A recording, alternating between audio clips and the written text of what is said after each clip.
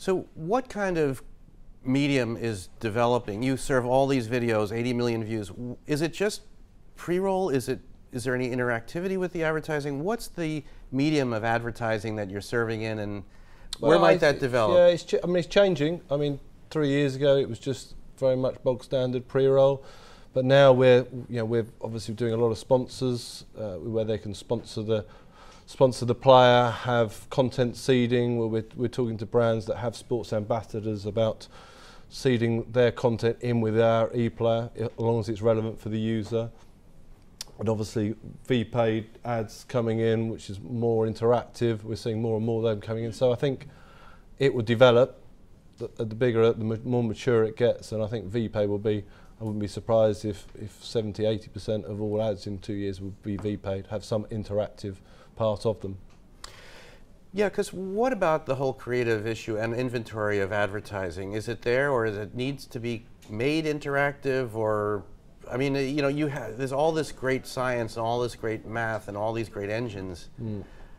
But what about the creative side from the agencies? Is it there yet? What has to happen? No, I don't think it is. I mean, if you look at Scandinavia, which is a tiny video market, but 90% of all pre-roll is 12 to 15 seconds, where you look at the size of the UK, and it'd be very, very, very few, less than 30 seconds, because they're taking TV creative. And I think that's an area we need to work on, because trying to judge how a pre-roll metric, when it's just taken from a branding TV spot, I think is, you know, comparing apples and pears. So I think the creative needs to get better, and I think we need to make it more relevant for the user consuming video on desktop or mobile. Let's go down the panel and we'll get back to our conversation. But what is the state of creativity and digital advertising, digital video advertising, and where does it need to go in terms of pre-roll? And there are a lot of agency people here, more on the media side, but where do you think things should be, and what sort of forms are perhaps evolving in terms of creative media that works in connected devices, and also mobile, which is, we haven't really talked about, is a huge thing where the pre-roll doesn't really work at all exactly in the same way.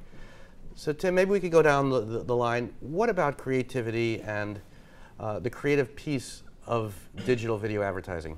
I think it's incredibly important, especially as the degree to which the audience is consuming out of home or on mobile devices grows. I mean, we're quite often seeing upwards of 40–50% of our audience reading us on tablets or mobiles at the moment.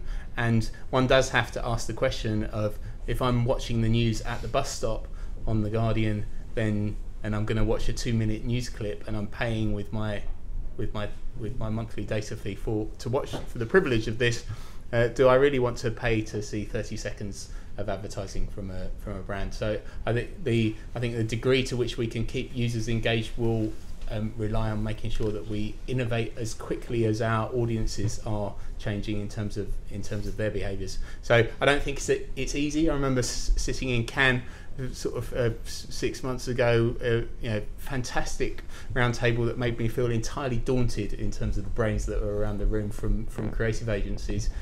Lots of intelligent thinking, but no significant answers. What we're doing to try and help with this is to try and hack it better. So we've got a hack day coming in a couple of weeks, where we will have some of the more interesting creative vendors and our development team coming together to experiment around what creative should look like across different devices. Yes.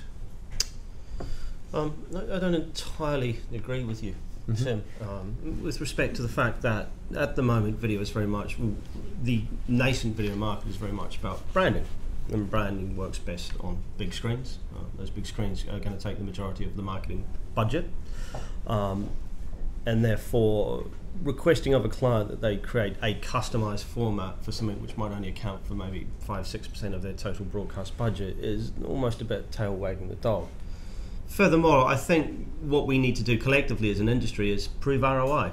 The one thing which will get clients to commit additional production budgets to creating formats that are specific for this platform is rigorous validation that the ROI for this platform exceeds the commitment financially that they have to make custom formats for video. Yeah, I agree actually with the concept of saying that the creative is kind of lagging behind when it comes to programmatic video, because I think what interests me from an audience buying perspective, which is what Xaxis is all about, is that ability to identify the right audience for a brand in a premium content, in a premium context, with the likes of Guardians or some of the publishers that Perform work with. But once we've done that, if we serve the same creative to this audience, I think we're missing a trick. And that's one thing that on other formats, I think we've now mastered quite well in terms of changing the creative for the specific audience. I think in video is still not the case.